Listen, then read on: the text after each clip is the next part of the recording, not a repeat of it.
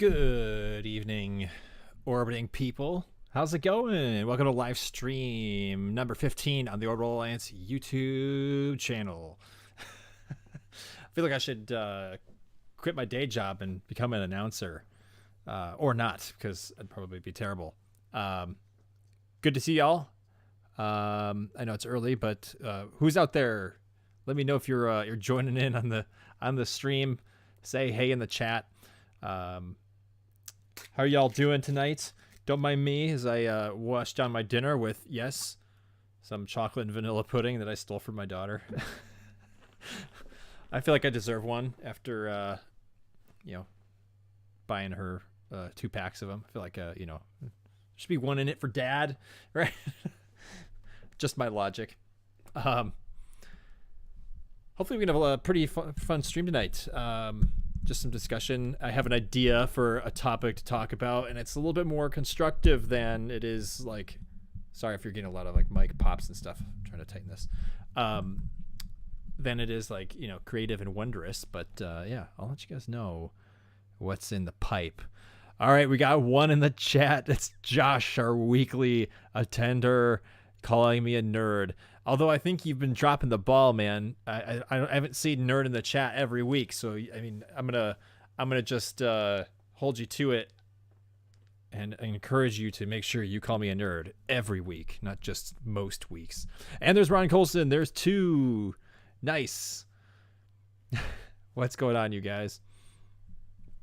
I'm gonna keep the Ukrainian flag rocking in the stream so long as this war is going on to support Ukraine. So I will not remove those until that is over. I'm gonna, at least that's my plan. Just continuing to think about everybody that's going on over there, and also how that's affecting, relationships with Russia and the U.S. and the space industry. That's certainly an ever growing topic of discussion and a topic of contention amongst said parties. So yeah, it's getting a little bit crazy. Good, you're gonna up your heckling game. I love it. Keep it coming. But yeah, I mean, it's been otherwise like been a good week. Just in general, like here at home, like for life, it's been good, been productive, and busy. Everybody's healthy and well.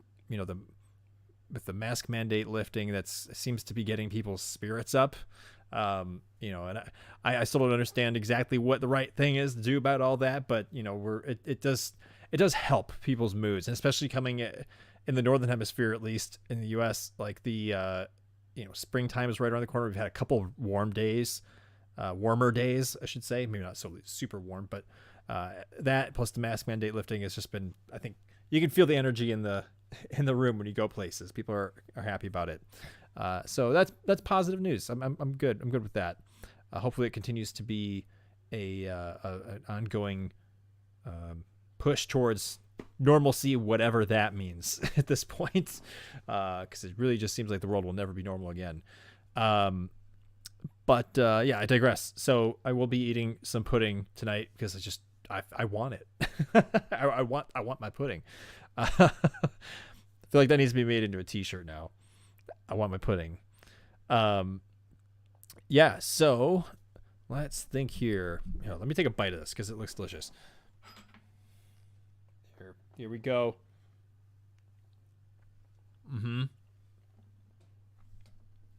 That's good stuff. I went through the car wash today with my Model Y. Ron, who's on the stream, is a Model 3 owner. Ron, have you ever used car wash mode? I had waited forever to put my car through a car wash, but with winter, there was just so much grime on my car. I just couldn't handle it. I did officially take it through the car wash. I didn't want to do it, but I got to use car wash mode, and it's really nice. I know this has nothing to do with space, but I just yes, I did eat my meat. Well, I guess, did I have meat? I had eggs. That's meat, right? It comes from meat. So yes, I still deserve my pudding. I ate my protein. I ate my vegetables. We're good.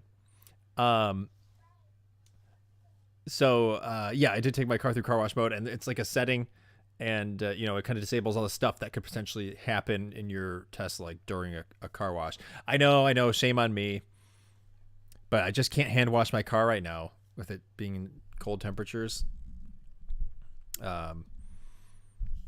So I did break the rule, but I've had it for over a year now. So that was like my thing. I went a whole year with just hand washing it myself, you know, and I will continue to do that when the car it gets warmer, but you know, then I can't have any pudding. Okay.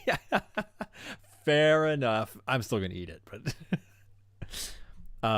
it's nice to be able to like use that and disable the, you know, charge port opening. Cause you know, there's like that pressure sensor, like those things spinning around, whipping and like, you know, popping open your charge port. That would be awful with spraying it with water. So like it locks it in place, puts everything in lockdown mode. It's awesome.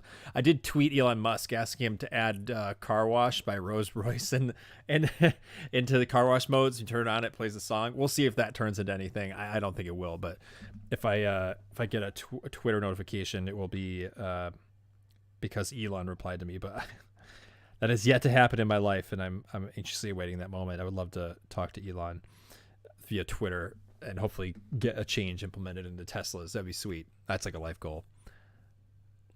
Yeah, but that stuff's expensive.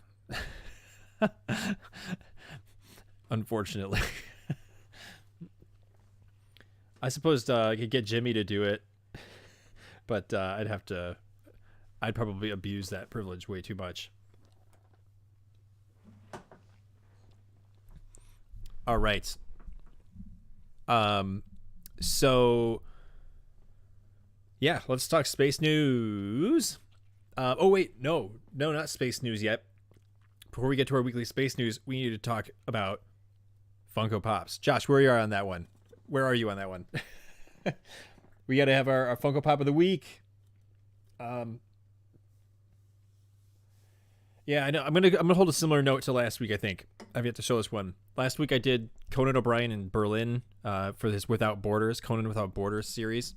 I love it because it stands for unity and getting to know other cultures, understanding other cultures, even though we're different, laughing at ourselves. It's important to build a camaraderie. So I also have one more Conan from the Conan Without Borders series. So I have K-pop Conan. This is when he went to Korea. Look, he's doing his little like string dance. If you're familiar with Conan O'Brien, I love this one. He was in a K-pop music video when he went to Korea, and this is him. But I'm picking this one again because it's just too fresh. You know, we need to encourage unity in the world, unity in our country, and peace in Ukraine and Russia. You know, so without borders, the world should be without borders. You know, we're all one people. We might have different cultures, but we're one people. And I think Conan represents that well. So I'm gonna do that again for the second week. And let's hope that I don't have to do Conan again next week because the world will end and everything will be in reconstruction. Let's hope for that. That's my hope. So there's your Funko of the week, Conan O'Brien. Allow me to have some more pudding.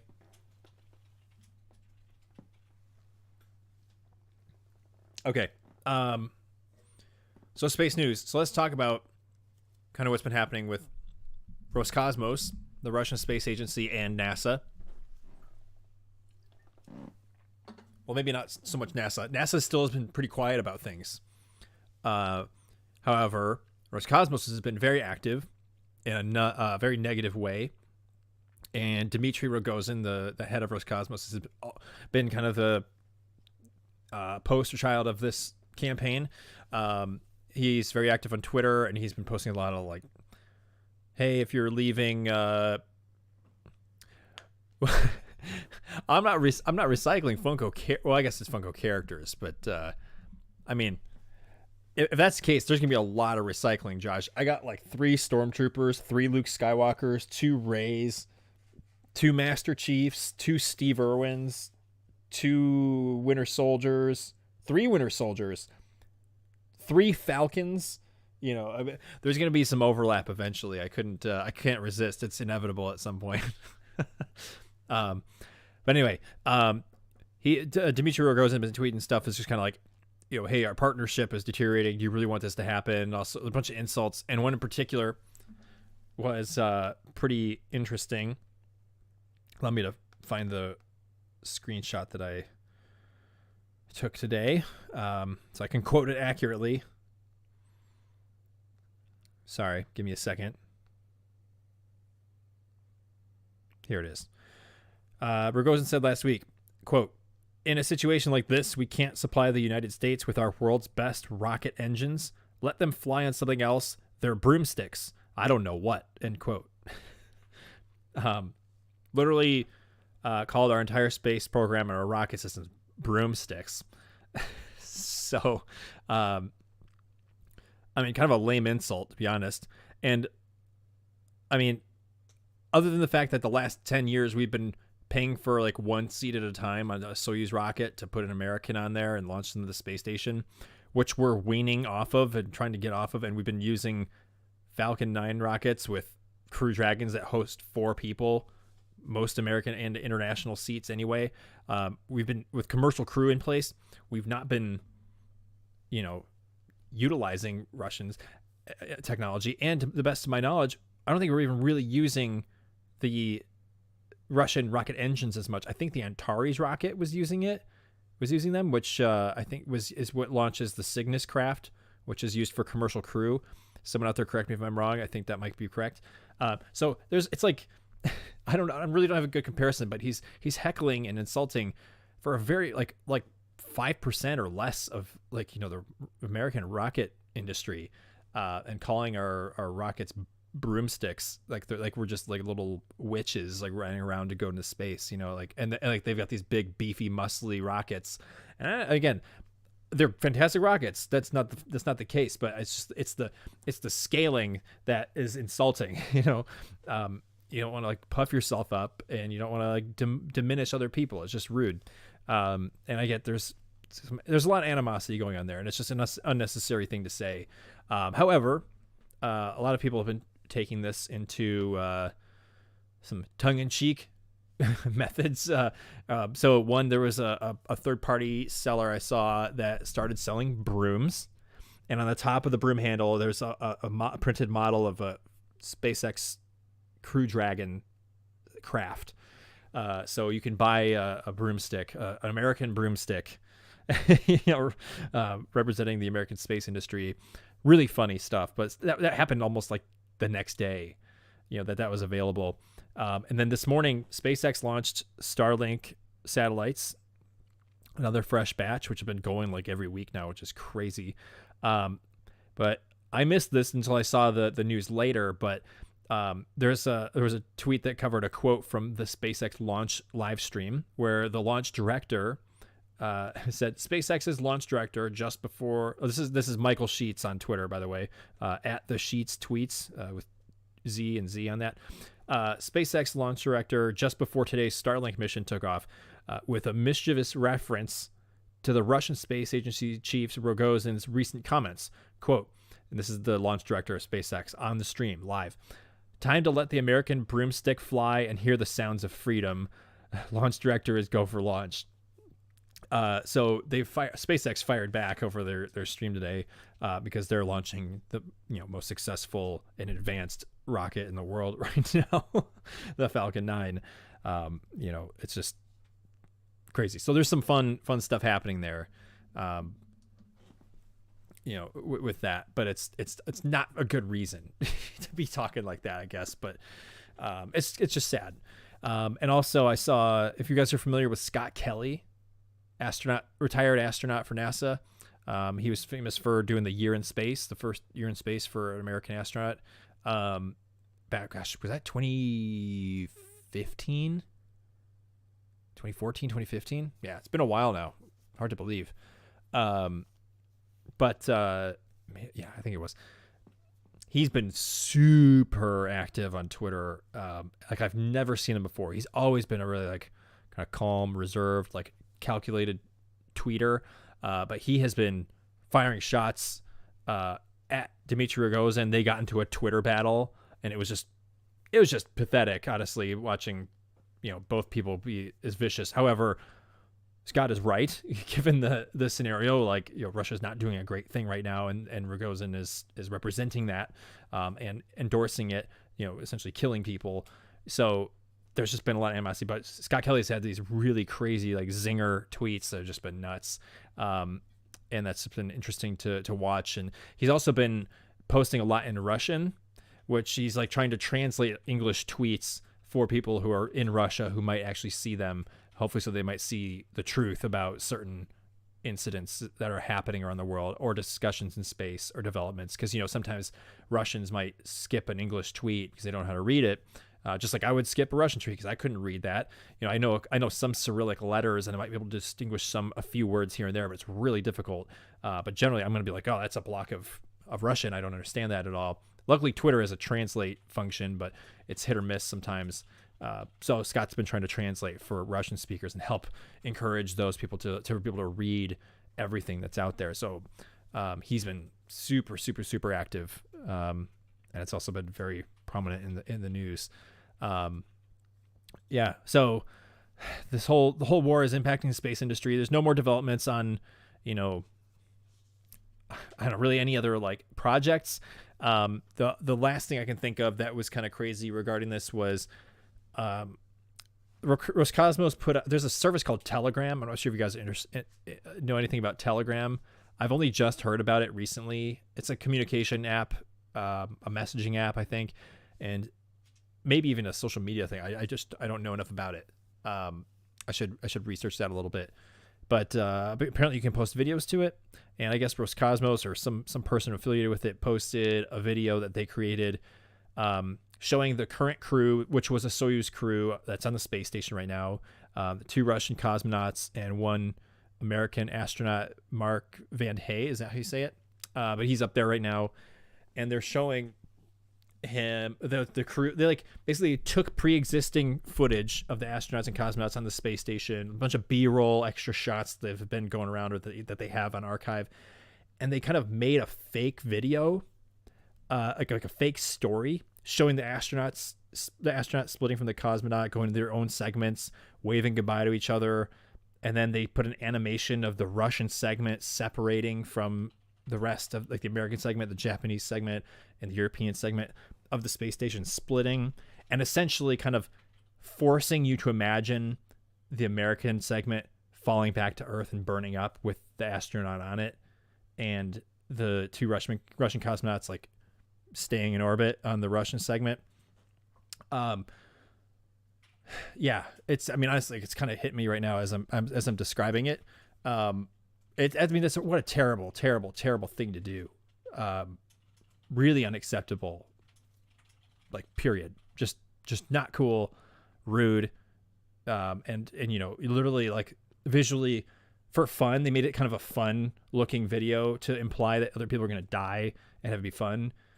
People who have been your partners and supporting each other, and people who are on the space station who are actually friends. The cosmonauts and the astronauts are not against each other. They're actually friends. They do care about each other. They support each other, trying to keep it peaceful. And you know, it's a totally different world.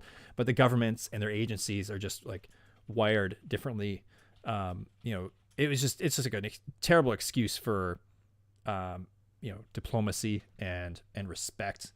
But that video got out there and it's been going around, and it's just so saddening. When I first saw it, I think it was Sunday morning, I was like, my heart sank. I was feeling it, and I was like, this is just beyond unacceptable. But that's the kind of stuff that's going around right now. And, you know, I don't want to give it much attention, but it needs to be named and needs to be placed out there so people know what's happening. You know, so anyway, I don't really have much else to say about it other than like that happened. That was a description of it, and I'm not a fan of it at all. I don't think anyone should be. Russia or the agencies or the people who created that and posted it should not be proud. That's just, I think it's pretty black and white. But again, that's the kind of stuff that's going around. There's just a lot of shots being fired in a place that should represent peace and cooperation. So that's all I'll say about that. If you guys are interested in going to look for yourself, and you can, it's available out there. There's been articles written about it. There's a lot of social media coverage, so you know, it's up to you. But I feel like it's worth, again, like this is like wartime news. You got to cover the wins, and you do have to cover the losses and the things that are contributing to those losses, because otherwise, how do you learn from what's happening? So anyway, I'll end it there. Let's shift gears into something much more positive. Yeah. So let me take a bite of my pudding real quick, because positive pudding. Take a bite of your positive pudding.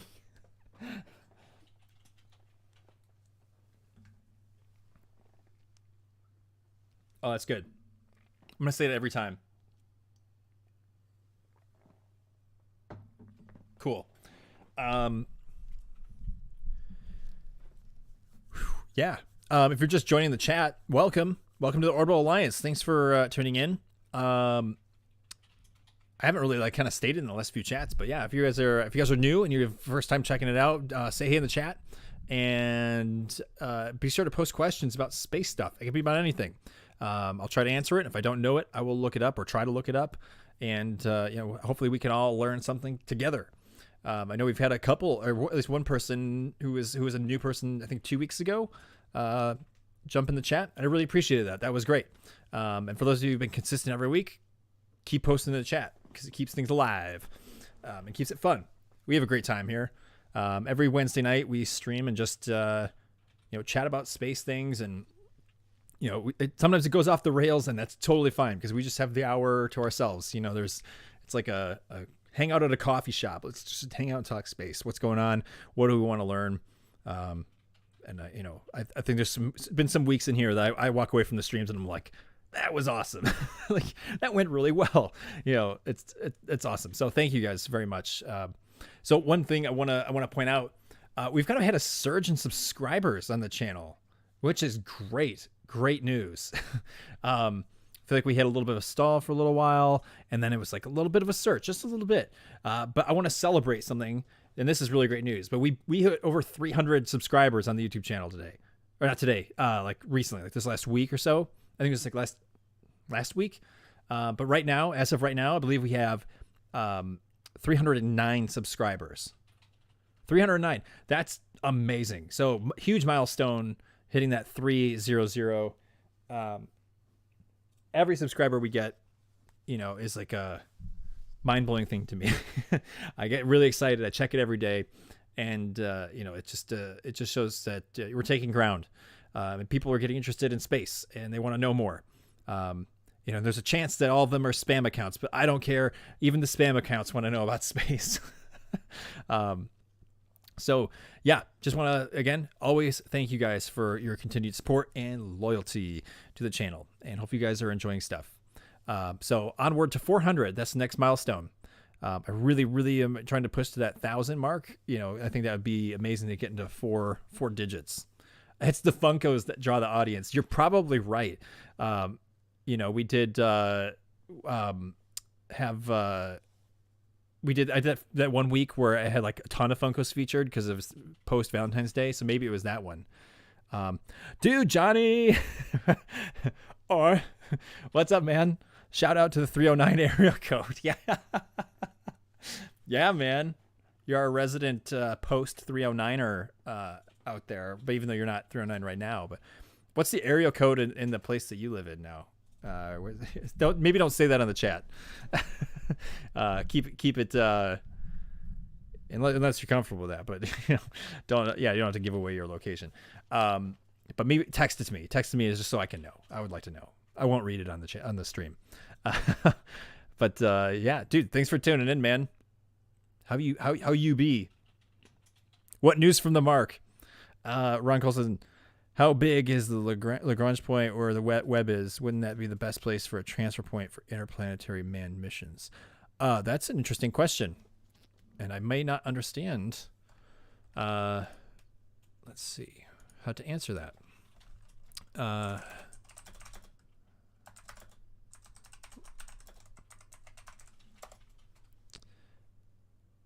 Let's see.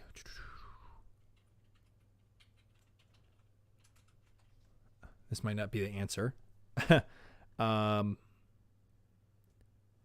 Extra pull of Earth's gravity decreases the orbital period of the object, and the L2 point, that orbital period becomes equal to Earth's.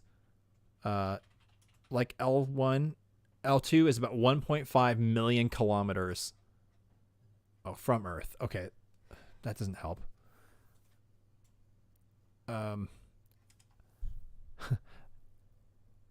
not sure I'm going to be able to find that answer to that question.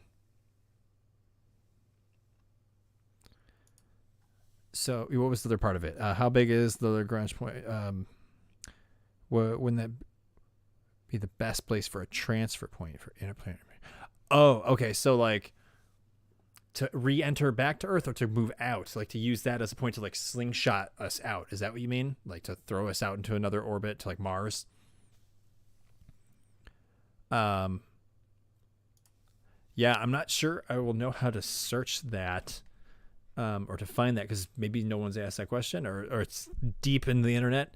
But that is a really good question. If that is what you're asking, it's a very good question. Here's an article on L2. But 1.5 million kilometers directly behind Earth as viewed from the sun is L2. Let's see.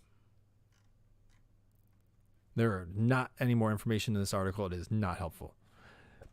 Space. What's up, broski? Brad. Welcome to the stream, man. Thanks for tuning in. To shake and bake out to Mars. Yeah. Dude, is that a Talladega Nights reference? I would like to see Ricky Bobby in a spaceship. Shake and bake. I haven't heard that in forever. That was, what was that, 2005? Something like that. It's an old reference. One of those things that everyone used to say, right? We used to say it, though, right? That's a throwback.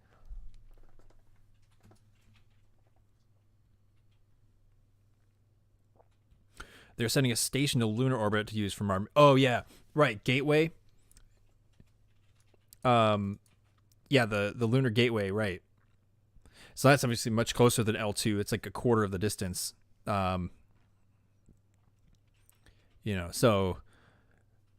yeah, maybe. So you're suggesting would Gateway go to L2? Would that be a better point than for the moon? I don't know. I wonder if because the moon has mass and L2 doesn't, maybe like using the mass can give you a faster acceleration as you're orbiting the moon and like really push you around and throw you out. Whereas L2 might not be able to do that. But I don't know. That's probably a question for a real astrophysicist. So let's pin that question somewhere where if we ever get like an astrophysicist or someone way smarter than me, way more educated on the channel, on the stream, or for a video, an interview, I want to ask that question. So Ron, don't let me forget that question. We might need to like find a way to mark that in the stream or in the comments or something. And we'll find the answer to that. I'm very intrigued. I like that a lot. Dude, Alex, what's going on? How's it going, man? Thanks for the sub. I saw your post on Facebook. Sorry I didn't get back to you. Really appreciate you joining in. Let me see what you wrote here. If you could see the formation of any celestial body in the solar system, what would you choose? That is an excellent question. So the formation. Well, I think this is a throwback to an old stream. My favorite nebula, it was a question asked, what's my favorite nebula or deep sky object? But I said M57, the Ring Nebula. And I'll pull up a picture here again for you guys so you know what that is.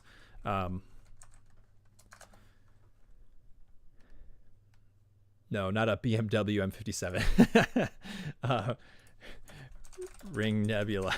All right, let me pull up Wikipedia here. I'll switch to the cutaway here.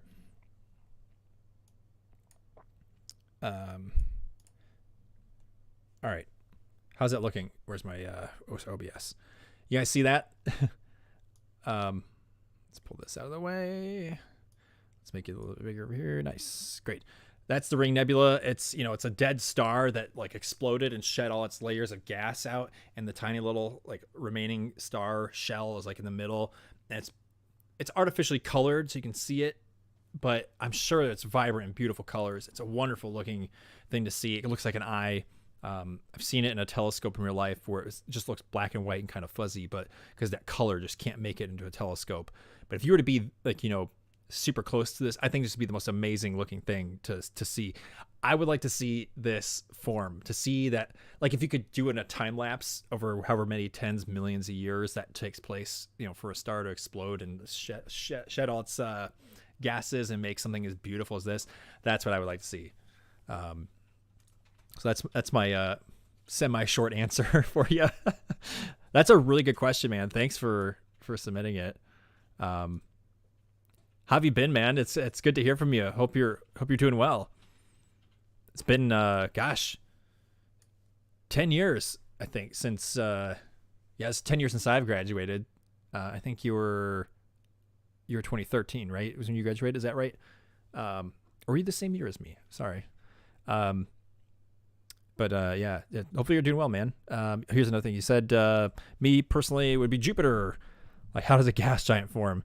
Is there a rocky center? Is it all gas? Would the experience be? What would the experience be like to dive into the depths of the atmosphere? Yes. I mean, that's probably one of the more interesting ones in our like local solar system. Yes, to really find out that answer. Like, can you imagine if there's actually something like really cool, like really cool? And what if you could get through Jupiter? I know this is probably not the case. What if you could get through the clouds and it's like this oasis and it's like super still and beautiful and some new way? That'd be super cool. But yeah, I mean, the only way to know it is if you could watch it form. So if you could like omnisciently sit there and watch Jupiter form over however many billions of years and then determine if it's rocky or gassy in the middle, I think that'd be a really cool thing to witness. You know, and I think the red spot, what used to be way bigger, like the big storm on it used to be like way bigger than it is now. It's getting smaller as the years go by. So I wonder how big was that at some point? Did that like cover the whole planet? Was it just one massive storm? I don't know. I think it'd be really really cool to learn as well. Good choice. A volatile beauty, indeed. Very, yeah. I think that's probably the most succinct way to describe space. It's like lethal wonder, volatile beauty. Like, it's kind of this destructive and chaotic and violent, but also jaw-droppingly gorgeous at the same time. And Jupiter is probably one of the closer representations of that. Ron said, I would like to watch the rock that hit Earth that became our moon. Yeah. Oh, man. Reading the theories about that and hearing about that in astronomy class about, like, you know, how the moon was formed, like the running theories for that. And those kind of change all the time. But they think, you know, it was like a Mars-sized object hit the Earth, ejected a bunch of debris into space that created a ring. And over time, there's like so much time, all that debris formed like a center of gravity, clumped up, and became this giant rock, which became volcanic and then eventually kind of dried out and died and became the moon. Again, I would love to see a time lapse of that because it would be pretty boring if you had to wait like 6 billion years just to like see something happen. And there's probably no definitive moment where it's like, hey, boom, moon's formed. Like it's officially done. The moon's done cooking. Time to take it out of the oven. You know, it's like, you probably need to watch in a time lapse. Okay, if you could watch the moon be in a time lapse, how long do you want the time lapse to be? Like, if you had a choice, you know, and you're like, you had to put in there, you want it to be a 10-minute time lapse or like a 1-year time lapse. You can kind of come back to the video as it rolls and you get to watch it over a year and get to see the change happen. What would you prefer? Alex, I'll throw that question to you too about Jupiter. How long of a time lapse would you want to watch Jupiter being formed for yourself? 1 minute? Maybe it's a TikTok. Maybe it's only like 15 seconds. I don't know.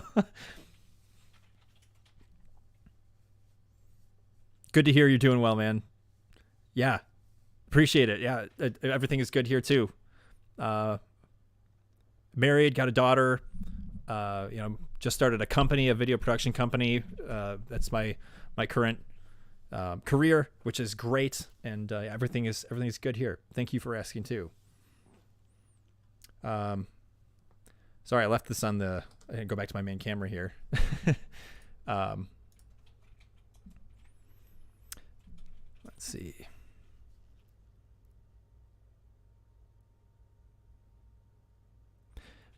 Oh yeah, dude. I see your next post there. Perfect afterlife would be traveling around the universe and watching it evolve over time, even viewing ancient civilizations rise and fall. That would be sick, dude. I wholeheartedly agree with you, man. That would be so cool. I know Josh, who's on the stream, would highly appreciate that. He's big into ancients and ancient civilization, Romans, Egyptians, Greeks, big into that culture. That would be crazy. That would be really crazy. Is there any particular civilization that you would be interested in looking at, like through the microscope? Which one would it be? Ron says interstellar long. So yeah, like 3 hours, give or take. That's a good length. I could handle that. I'm sure I mean, if you had that chance to do that, 3 hours probably wouldn't seem that long, because we make time for movies that are 3 hours. Why wouldn't you take 3 hours to watch something form that took billions of years? If you had that chance, you'd probably be glued to it. You'd be like, tape your eyes open, you know? 5 minutes. Yeah, 5 minutes would be ideal. Slowing during the more action packs. Okay, yeah, sweet. So kind of like a time distortion. What do they call it? Time remapping in like video editing terms. So yeah, it's like there's some. Have you guys ever seen the slow-mo guys on YouTube? They've got like 10 million subs. They're great. Gavin and Dan, British guys. They do like things in slow-mo, explosions, guns, bottles, paint. All kinds of stuff in like super slow-mo. But they do this thing where they have the object that they're shooting in real time, and then it goes and it like slows down, and then it's like thousands of frames per second, so you can slow down like how many times, hundreds of times slower than real speed. But I'm thinking like that. So, you know, speed up, like star explodes, like galaxy spinning around, gas rocks flying around, and it's like, okay, now you're gonna watch Jupiter form into this clump, and it's just becoming this ball, and there's storms swirling, there's more stuff flying into it, it's blowing up a little bit, and then it speeds up and it goes fast. They kind of do that in the slow-mo guys, but I think that'd be the perfect format for watching a planet form. The right answer is Rome, Josh says. Yeah. Yeah. I mean, yes, just yes. Although time lapse of the pyramids being built would be sick. Oh, dude. Josh has been learning me some knowledge on the pyramids and all these cultures for quite some time, and I love every minute of it. What is it, Josh? What's the fact about the pyramids? Do they line up with, is it the poles of the planet or the cardinal directions, or isn't there some like orientation that the pyramids are that's kind of like relative to the planets or planet Earth?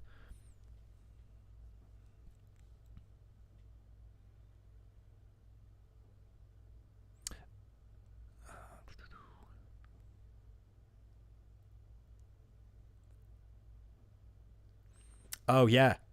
So you'd be more interested in watching like the more obscure portions of society or cultures that have been built, ancient cultures. Yeah, I mean just looking at right now, I've been talking a lot about what's been happening in Ukraine and how I was like, man, this is so similar to the beginning of World War II and maybe even World War One. Where the first country invades another country, and in the history books, it's like a paragraph. Germany invaded Poland in 1939, and they just kind of like waltzed over the border and started taking towns. But there's probably 1.5 billion stories of terror or, crazy things that are happening during that time that never got covered because technology just couldn't relay them. People couldn't write them down fast enough, or didn't have access to a 8mm film camera, or whatever. It's just too expensive. So all those stories are lost to time, even 80 years ago, 75 years ago. And right now there's thousands of TikToks, YouTube videos, audio recordings, phone recordings of every second that's happening in Ukraine. It's being documented, and hopefully that's preserved so that in the future people can watch how that unfolded, not just read one paragraph in history, but be like, Russia invaded Ukraine. You got this archive of humanity to witness as history unfolds. Does that make sense? So I think what you're saying would be cool to see more obscure parts of history, more closely, that would never have had a chance to be able to document it for, archival sake. And maybe not near necessarily big, massive points in history or milestones in history, but everyday people doing things that were kind of unnoticed. I think that'd be a really cool thing to see. Brad, I'll take the Asari. Yeah. Yeah, dude. I mean, okay. So this ties in with the Egyptians. The Asari in Mass Effect, they're a species in Mass Effect, the game Mass Effect. They kind of like hype their most advanced species in the galaxy. But everybody learned, all the different species learned from the Protheans, the ones who came before, right? Like, because they discovered it in advance, like ruins and data caches and all that. That kind of catches you up there.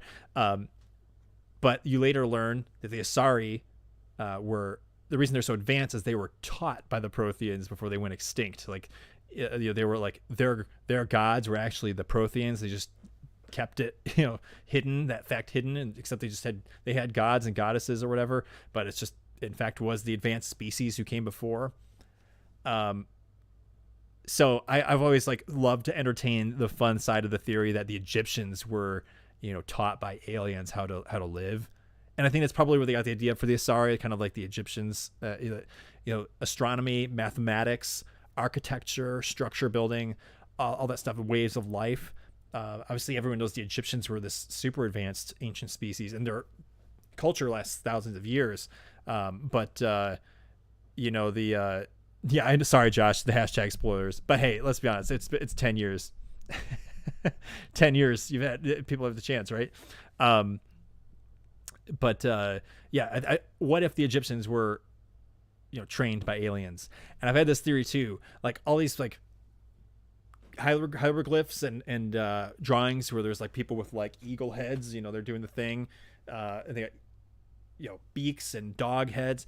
What if they just couldn't find any other way to depict aliens, bipedal aliens, other than to look like that, because their faces look like beaks, or they had ears like dogs, and there's like, we just know these animals, that's the best thing to do, is just adapt it and draw it this way and carve it into a rock. I'm not saying I'm crazy, but I just thought it'd be fun to think about that. So the Asari are kind of modeled after that, I guess, and I just think it'd be super cool if that were the case. What if you could go back in history, watch the time lapse, and be like, hey, look, there's UFOs. They're teaching the Egyptians how to build the pyramids, and now I can watch that happen in like 5 minutes in a TikTok. Okay, here's what Josh's response about the pyramids. I believe the Great Pyramid has a chute aimed at Polaris for the Pharaoh's soul. Okay. I believe that they're lined up, which is the North Star. Polaris is the North Star. I believe they're lined up like the stars in Orion's belt, but don't quote me on that. Okay. Yeah. I don't know where on Earth, Egypt, where is it in relevant relative to the equator? It's still north of the equator, correct? Because the equator kind of goes through Africa, like kind of 2/3 high up into Africa. Because I'm curious, like where the pyramids are, how well they can see the North Star, because they're not that high up in the northern hemisphere. I have to look that up. Thanks, Starlink. That reminds me, Elon sent more Starlink satellites to, or dishes to Ukraine. They got round 2 in today. Is that what you're referring to, Brad, or are you mentioning something else that I've already forgotten? Sorry. Pyramids are extremely close to compass point orientation. Okay, yeah.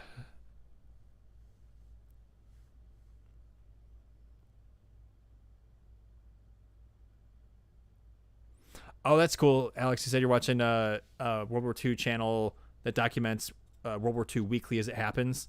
And they're kind of covering those in-between stories. Yeah, I love that. I feel like I follow World War II history Twitter or something like that. There's like an account that kind of does something similar. But I bet the YouTube channel is way more interesting because they probably have a lot more pictures and potentially even some film footage to show for certain things. They probably have had time to collect personal accounts as well, and kind of compile them into stories.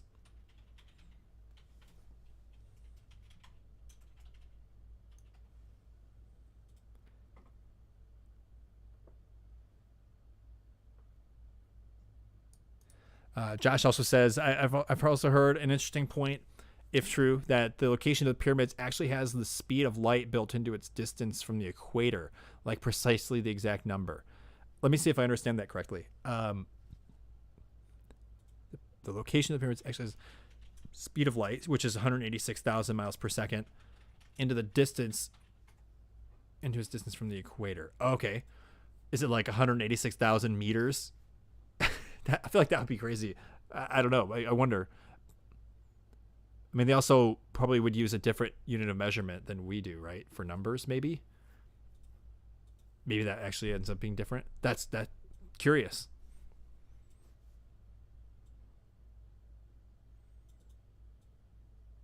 Yeah, dude. I mean, that's a really good point, Alex, that you're making there about like how much knowledge was lost because of wars and like history being erased. Because only a select few knew how to do something, dude. I mean, that's like, I think about that a lot. I'm a huge fan of The Walking Dead, which is fake, but you know, there's this like, there's like only a few people left who know how to build windmills or how to be medics and doctors in this like post-apocalyptic world. Obviously, that's a very extreme fictional scenario, but like through wars, like were there certain people who knew ways to victory or peace or you know advancements in technologies and science or math or any topic, you know, that were killed or didn't make it, you know, or things like based on who won the war, which faction or nation won a war, you know, covered up history or knowledge that could have changed the world. You know, and that could be said for literally any conflict throughout history. I mean, going back to ancient days. You know, I don't know much about who took over who, but like, you know, if people had given other countries a chance instead of domination and conquest, like could certain cultures have developed to be like these utopian societies with the answers to science? Who knows? You're totally talking about Ukraine. Okay, got you, Brad. Yeah, pretty crazy that they send a second batch of Starlink dishes. Like, there's, I mean, it's helping cities who are losing their connectivity maintain their internet connection so they can keep critical communication, you know, with their government, with their military, and to get news out. And it's really helpful. So yeah, SpaceX helping out the war effort it's been awesome to watch.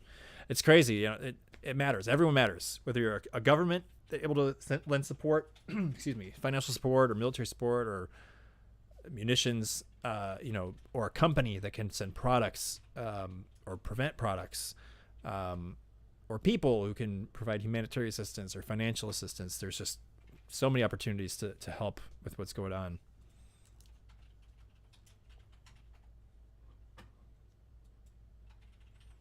Okay, Ron says losing of technology after colonizing other planets is a big theme in science fiction. Stuff breaks. Yeah. Yeah, that too. Yeah. I bet, do you have any specific references for that? No pressure if you don't. I know it's kind of on the spot, but I'd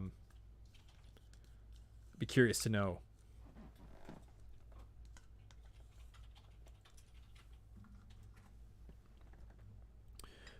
Dude, this has been a great chat. Thank you, everybody. This is awesome.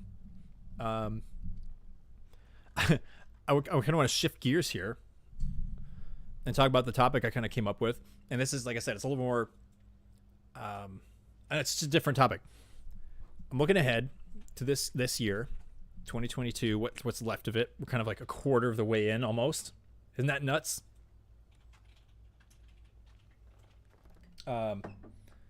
That blows my mind. But I'm just trying to think about things that we can do on the channel, videos I can make. I know I've talked about the Yerkes video a million times, but I'm really proud of it. I had so much fun doing it. But I'm looking at videos of that caliber, you know, and I have some ideas in my head.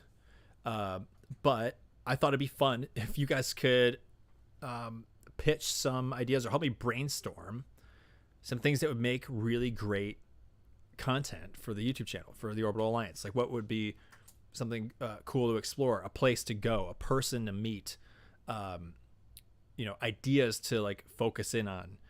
It could be really anything. And this is sort of like a blue sky session. But I thought, you know, what better way to ask what people want to see than the people who are watching and helping out the channel, because you guys have really great ideas, as proven week after week on the stream in the chat. Okay, cool. Thanks for the ref. Is it Pern? Is that what it says? Pern Stories by Anne McCaffrey. I can't see. Yeah, it's hard to see the R and the N. Okay. So, let me talk about some of the things I had in store and in mind for upcoming videos, and then you guys can just like let me know what you guys are thinking. So, like I said, I visited the Yerkes Observatory. That was an observatory, a historical site. I love stuff like that. I want to share those places with the world. So there's probably a lot out there, that I could go to. I mean, talking about like I'm willing to even travel within the United States to go see stuff, and film it and come back. I spent a couple sessions working on that Kennedy Space Center video, and it's coming along nicely. I'm really happy with it. But I'm not done with it yet. I know I was pushing to get to the end of February, but things got busy and I just didn't have enough time. And there's like over 3 hours of footage that I have in there that I'm trying to cut down to like 20 minutes or less. Maybe even like 20, 30 minutes. But, Yerkes Observatory, Kennedy Space Center, those are things I've done. And I'm looking at, I'm like, what else? There's a bunch of other observatories. I want to go to like Mount Lemmon in Tucson. That's a plan that I have. I want to go down there and visit that observatory. And some of the big dogs, like really big ones, like Johnson Space Center in Houston, I would love to go to. I want to go visit JPL in Pasadena, California. I would love to be able to take a tour, document that, and interview people who work there. Actually get to like chat with people. Get kind of faces, real people who are doing things to help advance space. Let's see. Interview William Shatner. Dude, I mean, he's an astronaut now. He's literally an astronaut now at age 90. Why not?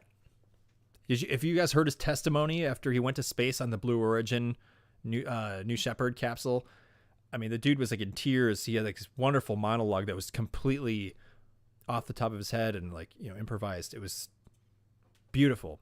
I would love to interview William Shatner. I mean, who wouldn't? Come on.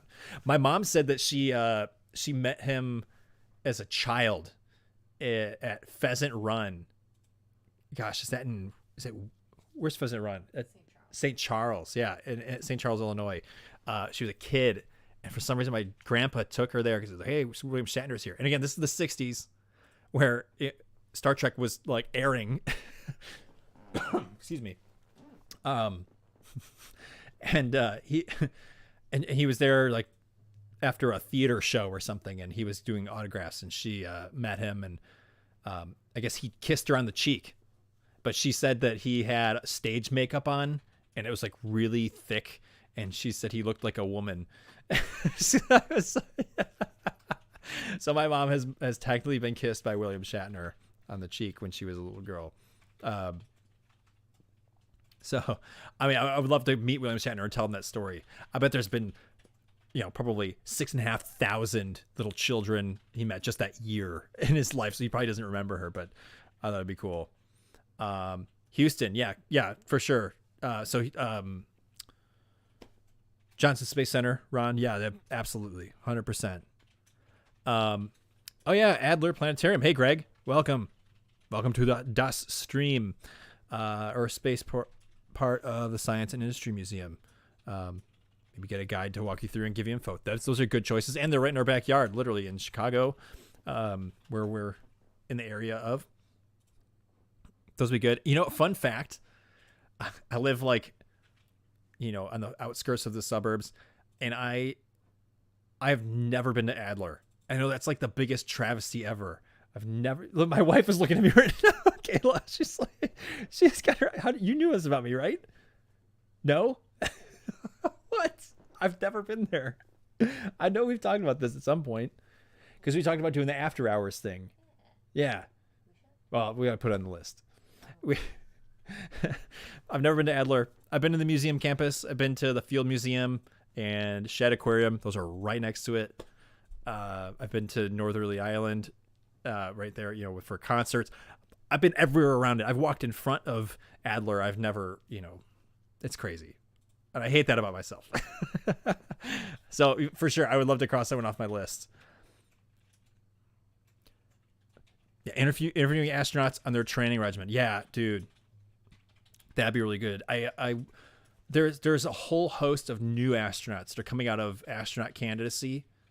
I bet there's a ton of people who in the astronaut corps who would be, you know, ripe for good training questions as they're experiencing it for the first time. Smithsonian, yeah, in DC. That's on my list. I've never been there. Let's definitely put that in the production list. It's on my mental list, my personal list. But there's so much. I mean, Space Shuttle Discovery is there. It's the last, you know, functioning space shuttle that I need to go see in real life. Interviewing satellite engineers, what it takes to launch a satellite for NASA versus SpaceX. Yeah, that's a good one. Right, because, you know, these private launch providers have a totally different experience than NASA, who relies on Congress to be able to tell them whether they can launch something or not. You know, pretty crazy. You said they have a great star show. Is it like do they have like a little like dome for like, I guess that would make it a planetarium, right? What constitutes a planetarium? Is it like for shows and like, you know, light shows in there? Is that what it is? I feel like we went to them as kids in certain places, but yeah, the after hours is cool. Really all of it is cool. Missing out, man. Yeah.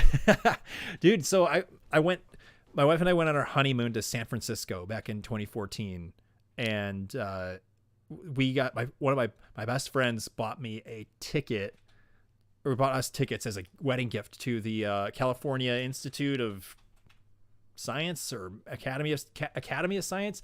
It's like their museum. It's kind of like their field museum. It was in Golden Gate Park. Beautiful campus, beautiful building, but it was like the after hours thing. And, you know, you go there, you get kind of dressed up a little bit, and you get to walk around the inside of the museum after they shut it down and close it. They got bars like set up all around the place. You can get drinks, like adult beverages, and you can just like tour around and, you know, check stuff out. And they did, we loved it. It was so much fun. The drinks were absurdly overpriced. Like a Jack and Coke was like $14. It was crazy, but hey, you know, when in Rome. But they have an indoor like dome, like video dome, and we went in there, and it was such a steep angle for the auditorium seats in there. It was insane. It was like really sharp. You climb up and you seat, and there was like a dome all the way around you, and it was inside the building. Like the dome was like indoors. It was huge, like this big glass like atrium, and then there was this dome in the middle. You go inside, you sit in it, and you kind of lean back in your chair. And they had projectors all around the room, the periphery of the room, stitched their images together seamlessly to create one seamless image across like your whole, like if you're looking up, it was like your entire like field of view was just the screen. You couldn't see the people next to you. You couldn't see like the edge of you can see the floor, you can see the back. And so when they did these, they showed a video narrated by Neil deGrasse Tyson, which was perfect because he's awesome. And they did all these like flying through space animations, and like, it was like watching an episode of the Cosmos, right? And like, but in like, what, 170 degrees or something. I felt like I was flying through space. It was the coolest thing in the world. So does Adler have that? Because I would love to check the after hours out there. Ooh, take a hot air balloon ride to the stratosphere. Yeah. Ooh, like Felix Baumgartner style. You want me to jump out like in a Red Bull ad and just like flip down and reach terminal velocity? I won't do that, but yeah, no. I mean, I've never been in a hot air balloon. It'd probably freak me out to start, but then I would love it. To the stratosphere, yeah. When does the stratosphere begin? How high? Like,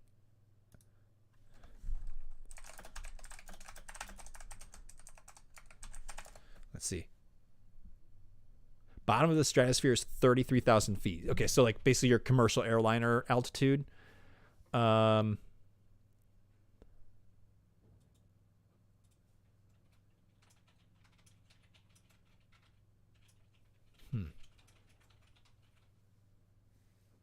Okay, so that's like 6.2 miles. So 6.2 miles at the bottom, and it looks like it's 31 miles at the top. So you got like a chunk there that's stratosphere. So yeah, I mean, dude, being in a plane that high is crazy. Being that high in a little basket, that's a totally different story. Okay, so they have a big dome there too. Nice. Cool. Yeah. Gosh, now I'm all freaked out about the hot air balloon thing. Well, these are all really good suggestions. Keep them coming if you got them.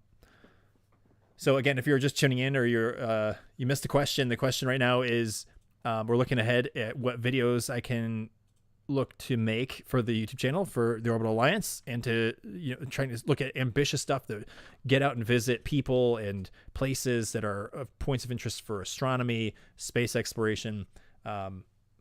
What can that be like? What can we look at doing? So the other thing too is I really wanted to do, I've had on my list forever, is to interview astrophotographers. And I'm an amateur astrophotographer myself. I have fun with that, but there are so many people out there who do it way more than I do, who are way better at it than I am. And I would love to sit down and talk with a bunch of those people. I interact with some of them on Twitter. I have some relationships, which I would love to kind of tap into and actually get to know some of those people, because I've never actually met them. But, I have some of those.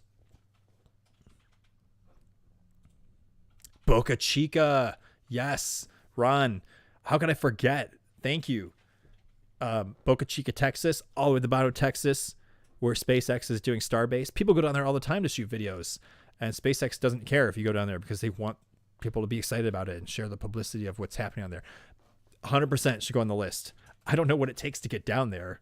Do you have to like fly into... I think there's a Brownsville airport. I wonder if you have to go to like Houston or...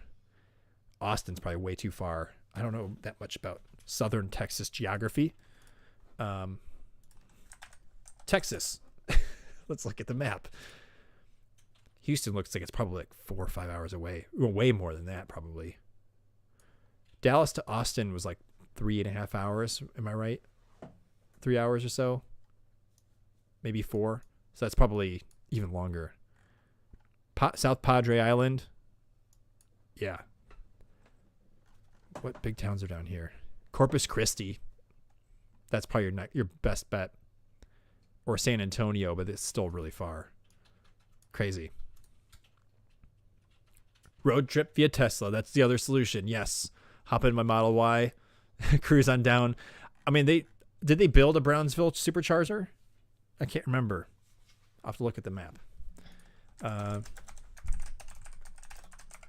I think they have, because so many employees at SpaceX probably have Teslas, and people who are out there reviewing have Teslas. There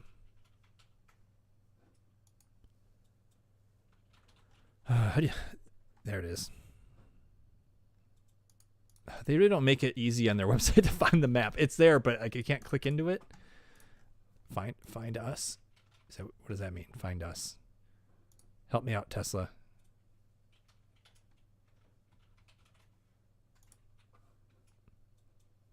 Okay, there we go. Okay, that's the link. Easy enough. Okay, looking down here. Yeah, Corpus Christi's got one.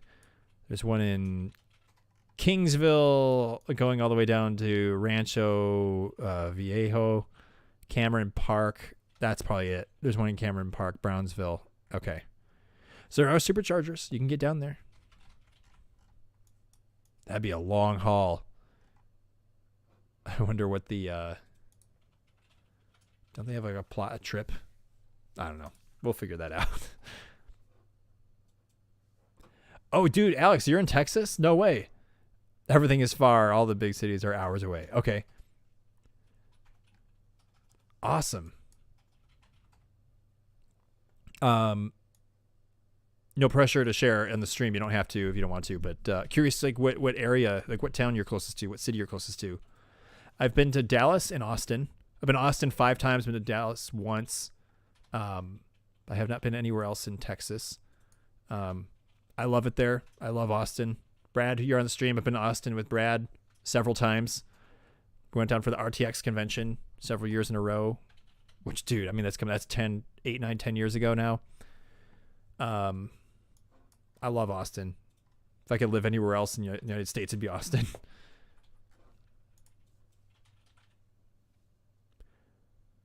Omnimax Theater at Science and Industry Museum in Chicago. Oh, okay. There's something else. 5 stories tall. Do you remember the huge theater screen at Six Flags? I can't say I recall. What it's been forever since I've been at Six Flags.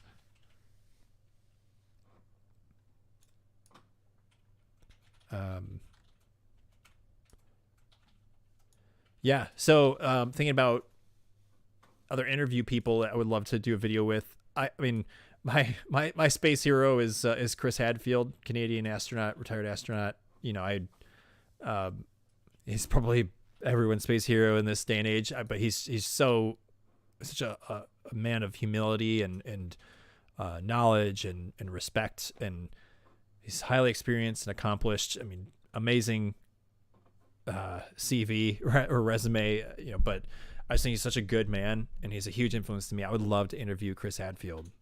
That'd be another big video I would love to do one day. Don't know what that would take. I don't know how expensive that would be, but I would love to book, you know, an hour with him. that'd be the best. That would be a life bucket list. I've met him at a book signing once. I did shake his hand. We talked for about a minute and a half. He signed my book, and then I was on my way. And fun story about that. When I left that Barnes and Noble, that was 2013. I went to his book signing, and I remember being so excited in line because I was like, I can't believe I'm actually like gonna meet him. And then after I left, I was like, that's it. Like, I just have to walk away now, get in my car and drive an hour home. Like, I was like, I hate this feeling of like getting to meet your like hero and then have to walk away. It's the worst. I was like, can't he just hang out with me for a little bit? Can you just go drive around and like chat? But he had to sign the rest of the line's books, and, you know, got to listen to him talk for about 45 minutes too, before he kind of gave a talk in the Barnes and Noble. And the fun part was, he walked in, we made eye contact, and like he for some reason looked right at me, like, and everyone was like waiting. Everyone's like 2 stories, and in the room was packed, and he walked in and looked at me for some reason. I just kind of like nodded at him, and he nodded back like, hi. And I was like, yes. And then gosh, there was another part of the story there, and I'm forgetting it, but yeah, it was just really special to like have that like one little moment, and then get to meet him in there. Really cool. Someone had recorded that and put it on YouTube, but I think it got removed. I'm really bummed about it.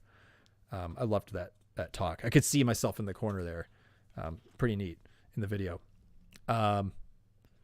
Southwest of Houston. Oh, okay. Still seeing the sights.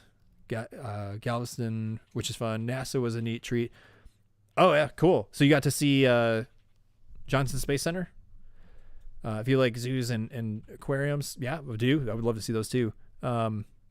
Moody Gardens, which was the best zoo aquarium I've ever seen. Okay, good recommendations. I'd love to take my daughter to a zoo and aquarium there. That if we ever go and visit, that'd be cool. You can walk with monkeys and exotic birds. What? No way. That's so cool.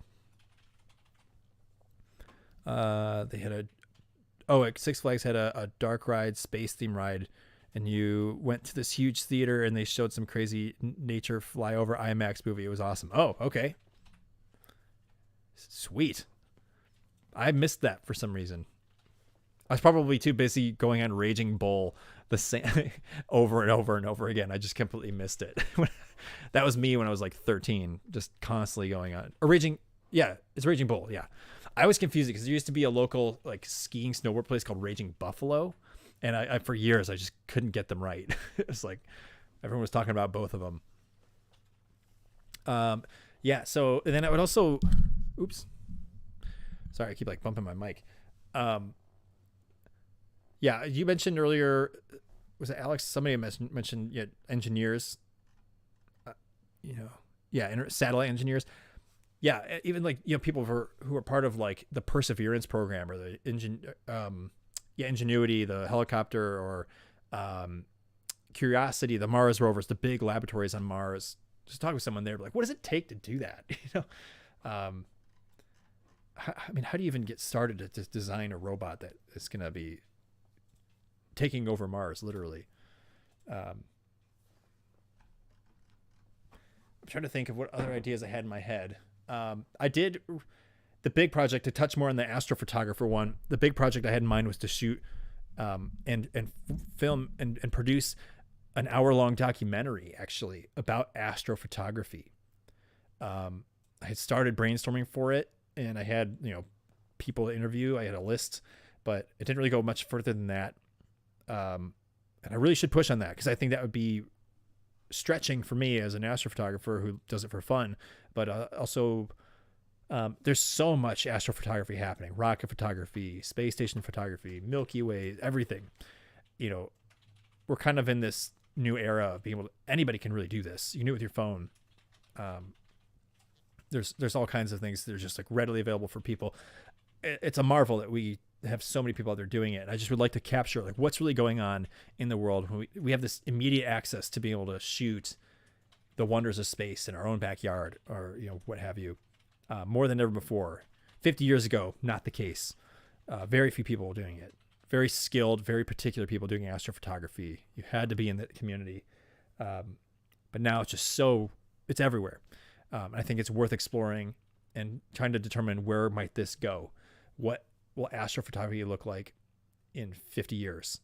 And asking the people who are out there doing it the best right now. And I think that was kind of the goal, is to really just get the opinions and the passion, capture the passion of the astrophotographers who are doing what they love, put it into a 1 hour documentary. But the really thing is, I really want to explore like what the question is. What's the big question in that realm? And I don't think I've landed that yet, but that's the big idea that I had.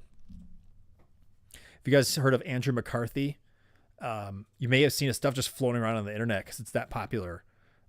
Probably one of the most popular astrophotographers in the world. Based in Arizona now. He used to be in California. And he posts, it's basically like space art, but he uses his astrophotography to create more artistic approaches to these things. And amazing stuff. Look him up on Instagram. Cosmic Background is his handle, I think. But he's Andrew Mccarthy is his name. He's on Twitter. Very active on Twitter. He sells his stuff on prints. Unbelievable stuff. I would love to interview Andrew McCarthy and get to know him. He just built an observatory in his backyard. Like it's like a shed with a roof that moves, and he's got his telescopes in there. He does solar photos. He does space station photos.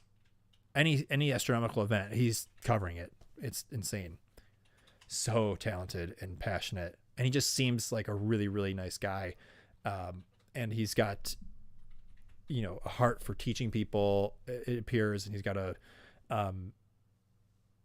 he wants to answer every question he can when it goes on Twitter. He tries to comment on as many things as possible, as quickly as possible. He's answered my questions before or replied to me. It's just, he just seems like a really classy guy. And it just so happens he's amazing at photography. So, that's a winning combo, so good on him. I would love to meet him. Let's see. We're getting a little bit long on the stream here, which is fine. But I might wrap it up. My throat is starting to get a bit hoarse. So many. I mean, I could give a huge list of astrophotographers that I would love to interview.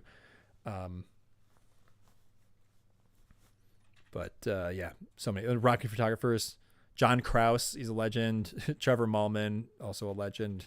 And these all young guys, 20-somethings getting out there shooting rocket photography. I mean, and they're pro level. Stuff's getting bought by like Apple and Boeing and all these other crazy companies. And Newsweek, on the cover of Newsweek, I think John was. Is that right?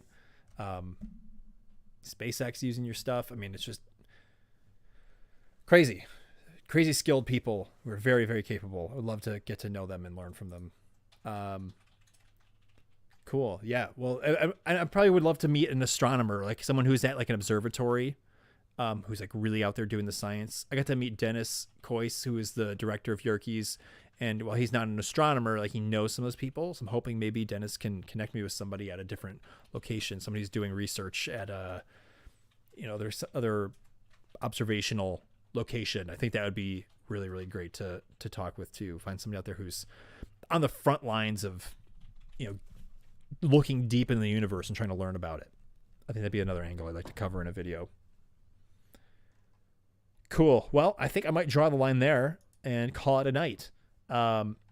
great suggestions. Thank you. I'll look back at the chat. It'll be reviewable on this video if you go back and look at it on the channel. You know, there's yeah, a lot of good stuff here. So thank you all. Thank you all very much. I thought it'd be fun to do an active live brainstorm, blue sky brainstorm, because you guys know things that I don't, and I would love to, you know, hear what you guys have to say. So if you're just tuning into this video, we're going to end it here. But if you're watching this after the fact, after the stream, and you've made it this far, an hour and 15 minutes into it, leave a comment in the comment section below if you guys know of a place that you'd like me to make a video about, like a location or a person interview. It has to be space related, astronomy, space exploration, rockets, research, science, whatever it is. Like, what would be a video you'd like to see? Like a big quality video. It might even require me to travel a little bit. I'm up for that. You know, maybe even I make 1 or 2 of them this year. Great.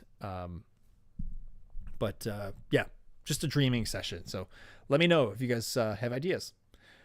Cool. Well, have a good night, everybody. Yeah, it's yeah, we'll be back next Wednesday and at 8 p.m. here on the channel. And if you haven't watched my Starlight Coca-Cola video, I did do a product review. It was a space Coca-Cola. It's out there now. Go onto the channel and watch that. It's like 6 minutes long or something. Super silly, really fun. I had a blast doing it. Be sure to check out that video. And otherwise, we'll be back here next week. So again, thank you guys all for watching. And for those of you out there who have joined in, yeah. Wow, I just had a massive like brain lapse. I was like, I had a thought to say. Whatever. All right. Asta pasta, toodles noodles, Brad. Toodles noodles. Dude, busting out these classic phrases. I love it. Cool. Thanks, guys. Appreciate it. Catch you next week. See you all on the other side.